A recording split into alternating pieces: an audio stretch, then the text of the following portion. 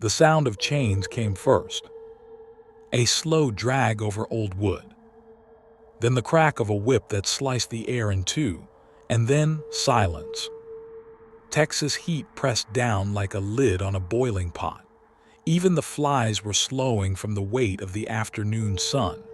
In the middle of a wooden platform inside an old, splintering barn, a girl stood barefoot, wrists bound in rusted iron. Dust clung to the sweat on her legs, forming muddy streaks on her skin. Dozens of eyes stared at her, cold, calculating, measuring her worth like she was a harvest gone bad. "Next one," the auctioneer barked. He wiped sweat from his neck with a filthy rag. 17. No husband, no family, been sold 3 times already, won't talk, won't work, $5 to start. No one moved. The crowd was mostly men, ranchers in faded hats, drifters smelling of whiskey, farmhands whose hands were cracked like broken clay. A few women stood at the back, their faces turned away in shame or disgust. Even 4 years after the end of the Civil War, these secret auctions still festered like wounds the law refused to clean. A man in the front spat, "She ain't worth a dime." The girl didn't react. Her name, though no one here cared, was Lena Cartwright. Her dress hung in strips, her hair stuck to her face, her cheek held a bruise the size of a man's thumb. She stared at the ground, because the ground was the only thing that never lied. Then, a voice cut through the room. "I'll pay 20. Heads whipped around. Murmurs spread. $20 for her. A man in a faded brown coat stood in the shadows of the barn's rear doorway. His face was lined by age, his gray stubble rough as sandpaper. He didn't look like a savior, just a tired man who had seen too much and slept too little. His name was Grant McCade, 56 years old, a rancher, a widower, a man who carried guilt like a second spine. "You sure?" the auctioneer asked, squinting at him as though Grant might vanish if he blinked too hard. Grant nodded once, slow and steady. The gavel slammed. "Sold." Lena didn't flinch, she didn't look up. She had stopped reacting to the world a long time ago. The auctioneer shoved her forward. She stumbled, knees buckling. Grant stepped quickly and caught her before she hit the ground. And that's when he saw it, the small crescent scar on her wrist. 8 years old. A wound from a splinter she tore deep into her skin while climbing a fence. He had wrapped that wound himself. He remembered a little girl hiding behind her father's leg, clutching his coat and sniffling. "Will it leave a mark, Mr. Grant?" No, he had told her, "It'll fade." But he had lied. Now here she was, 17, hollow-eyed and chained. She didn't recognize him. Or maybe she did and buried it under everything else she'd buried to survive. Grant gently lifted her up. She did not thank him, did not speak, did not meet his eyes. She'd learned young that trust was a luxury people like her couldn't afford. Outside, sunlight stabbed the earth, the air shimmered, heat rolled off the dirt road in waves. Grant counted out his last bills, handed them to the auctioneer, and led Lena out of the barn. He didn't speak.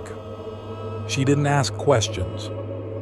Her chains clinked with every step, a soft, steady reminder of the world's cruelty. After a mile, he stopped, pulled a small iron key from his pocket, and gently unlocked the chains around her wrists. "No one should wear these in a free country," he muttered. Lena rubbed her wrists, not in relief but suspicion. Freedom was just another trick she'd seen before. They continued down the dirt road. He rode ahead on a large bay horse. She followed on a smaller mare, head bowed. Every now and then, Grant looked back. Every time she stared at the ground. Eventually, he pulled up beneath a tall oak tree, the only shade for miles. He passed her a canteen. She hesitated, eyes narrow, watching him like he was a rattlesnake. Finally, she took it, drank, then looked up at him for the first time. Her voice came out sharp as broken glass. "Guess you got what you paid for. Do what you want." Grant froze. "I didn't buy you to own you," he said. She laughed, bitter and humorless. "You think that makes it better?" Silence stretched between them like barbed wire. Finally, Grant said quietly, "I knew your family." Lena's jaw tightened. Everyone knew the Cartwrights, until the night they were erased from the county's memory. "Your father," Grant continued, voice low, "was a good man. I should have done more when they came for him." Lena turned away. "Everybody says that after it's too late." Grant's ranch sat deep in the hills, a lonely piece of land where wind whispered through tall grass and coyotes cried at night. He gave Lena a small cabin with a single bed. She slept curled against the wall, ready to run. She didn't trust him, didn't speak to him, didn't stop working. She fed the horses, scrubbed the floors, hauled water until her palms bled. Grant fixed fences, patched the roof, cooked simple meals he always left at her door without a word. For 2 days, the silence between them thickened. But on the third day, everything shattered. Dust rose on the road. 3 riders, one wearing a badge. Sheriff Dalton, a man whose smile was a lie. A man who had called himself the bringer of justice, while burning farms and killing innocents during the chaotic aftermath of the war. The Cartwright farm had been one of them. Dalton dismounted slowly, boots hitting the dirt with a thud that made Lena freeze. He saw her, saw the scar, and his smirk evaporated. "Well," he drawled, "I'll be damned. Thought that bloodline was gone." Grant stepped in front of Lena. "You've had your look." Dalton spat. "You buying lost girls now, Grant. Something to warm your bed." Grant's voice carried steel. "I paid for her freedom, not her body." Dalton took a bullet from his pocket, set it on the fence post. "A reminder, Grant," he said softly. "Some ghosts don't stay buried." Then he rode away. Lena picked up the bullet, her hand trembling. "Who was that?" she asked. Grant stared at the sun sinking low across the plains. "Not yet," he said quietly. "One day." A storm rolled across the ranch that night. Thunder cracked. Rain hammered the roof. The fire in the hearth flickered. Lena sat in shadow. Grant by the door, gun on his knee. Then Lena pulled something from her pocket. A small silver watch. Old. Scratched. The back engraved with a single letter. "Recognize it?" she asked. Grant's throat tightened. "Robert Cartwright. Her father." "I found it in a bag after the raid," Lena whispered. "I kept it through every house they sold me to. It was the last thing he gave me. Keep it safe, Lena." She stared at Grant. "You knew him, didn't you?" Grant sat heavily, guilt weighing more than the years on his shoulders. "I did." She leaned forward. "Then tell me the truth." Firelight danced across his face, illuminating the sorrow carved into it. "My father," Grant began, "sold out your family for their land. He told the soldiers where to find them. I overheard. I tried to warn your pa, but I was too late. Everything was burning." He swallowed. "I ran, I lived. They didn't. I've been carrying that ever since." Lena clutched the watch until her knuckles turned white.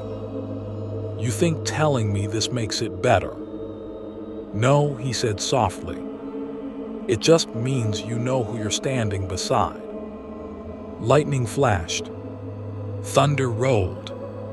A moment, Lena's anger cracked. Not forgiveness, just understanding. Then, hoofbeats outside. Vast, closing in. Grant grabbed his gun. Sometimes the past didn't knock. Sometimes it kicked the door down. Morning broke quiet.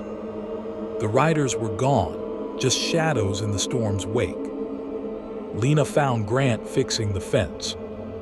He hammered in a crooked nail. "You're doing it wrong," she said. He turned, startled. She held out the hammer. They worked together. Silent, slow, the tension between them easing like tight rope loosening. That evening, Grant carved 2 small wooden crosses. One for Robert Cartwright, one for the family he failed to save.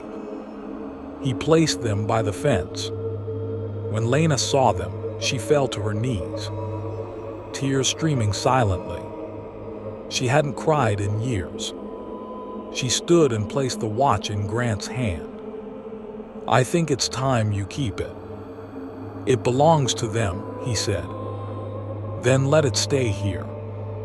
That night she didn't sleep by the door. She sat by the window instead. The first time, Grant felt the ranch breathe again. Days passed. Then weeks. Lena stayed. She learned to mend clothes, to plant seeds, to care for the horses. Grant taught her how to read the weather, how to track prints in mud, how to mend a fence without smashing a thumb. They didn't talk much. Not about the raid. Not about Dalton. Not about the ghosts that hovered behind every silence. But healing doesn't always shout. Sometimes it whispers. One morning, Lena baked bread. It burned. Grant ate it anyway. One afternoon, Grant tripped over a water bucket. Lena laughed, the first real sound he'd heard from her. The ranch slowly stopped feeling haunted. One evening, Lena found something on the porch. A bullet. The same shape. The same make. The same message. Dalton wasn't done. Grant found her holding it, fear flickering in her green eyes. "It's starting again," she whispered. Grant placed a steady hand on her shoulder. "Not this time." Dalton returned with 2 men. Not deputies, killers. Grant stood in front of Lena. Drawn. Hands steady. "You should have stayed out of Cartwright business," Dalton growled. "You should have stayed out of justice," Grant replied. The standoff was short. Loud. Final. When the smoke settled, Dalton lay bleeding in the dirt, the lies of a decade spilling out of him. Lena stood behind Grant, shaking. He turned to her slowly. "It's over." She didn't speak, just stepped forward and pressed her forehead gently against his chest. Her voice trembled. "Thank you, Grant. Not forgiveness. Not yet. But trust. A fragile start." Months passed. Grass grew over the old scars of the land. The wooden crosses weathered but stood strong. Lena stayed, not because she owed Grant anything, but because she chose to. She learned to smile again. Grant learned to forgive himself. One evening, as the sun sank behind the hills, they walked the fence line together. "Grant," she said softly. "Yes." She kicked at a stone, thinking, "Do you think people can really start over?" Grant looked at her, the girl who had survived fire, chains, war, and men like Dalton. "I think they can," he said. "If they want to." Nodded, holding that truth like a lantern inside her. And together they walked toward the house, toward the future, while the wind carried away the last ashes of Cartwright Lane.